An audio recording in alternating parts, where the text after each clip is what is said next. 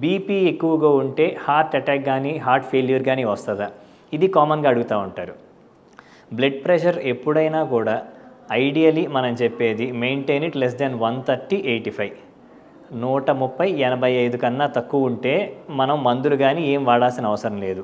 Diet, exercise, ఫుడ్తోనూ మళ్ళీ ఎక్సర్సైజ్తో. Food అంటే ఎలాంటి ఫుడ్ రెస్ట్రిక్షన్? ఒకటి, ఉప్పు తగ్గేయటం, రోజుకి 3 గ్రాముల కన్నా లేకపోతే 2.5 గ్రాముల కన్నా ఉప్పు తక్కువ తీసుకోవటం.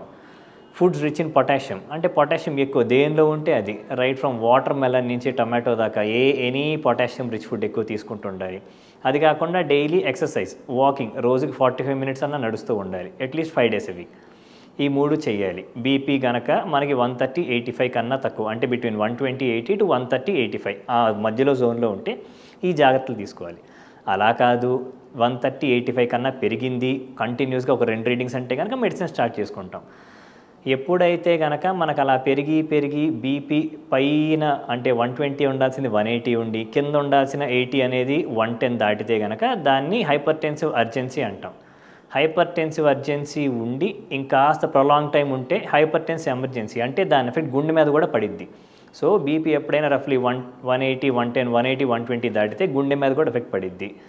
వాళ్ళకి ఏంటంటే హార్ట్ అటాక్ వస్తుందని కాదు, ఫస్ట్ వచ్చేది హార్ట్ ఫెయిల్యూర్. అంటే గుండె నిమిషానికి రఫ్లీ 5 లీటర్ల దాకా బ్లడ్ పంప్ చేయాలి. అలా కాకుండా దానిలో ఎంతో కొంత తగ్గటం, బ్లడ్ తగ్గితే గుండె నుంచి కిడ్నీలు వాటి మీద ఎఫెక్ట్ అనేది పడతా ఉంటుంది. సో మనకి బీపీ పెరిగితే ఫస్ట్ మనం భయపడేది ఒకటి అక్యూట్ హార్ట్ ఫెయిల్యూర్. అలా కాకుండా కొన్ని కేసుల్లో అన్కంట్రోల్ హైపర్ టెన్షన్ వల్ల హార్ట్ అటాక్స్ కూడా రావచ్చు. అది దేనివల్ల అయ్యిద్దంటే ఇంత హై ప్రెషర్ ఉండటం వల్ల బ్లాకేజ్ ఉంటుంది. ఆ బ్లాక్ మీద కూడా అలాగే షీర్ స్ట్రెస్ అని ప్రెషర్ పడుతూ ఉంటుంది.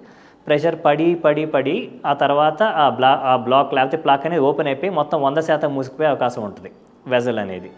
దానివల్ల హార్ట్ అటాక్ వచ్చే అవకాశం ఉంది. సో హై బీపీ ఉంటే కనుక ఎప్పుడైనా బీపీ లెస్ దెన్ 120/80 ఉంచుకోవటం ఉత్తమం.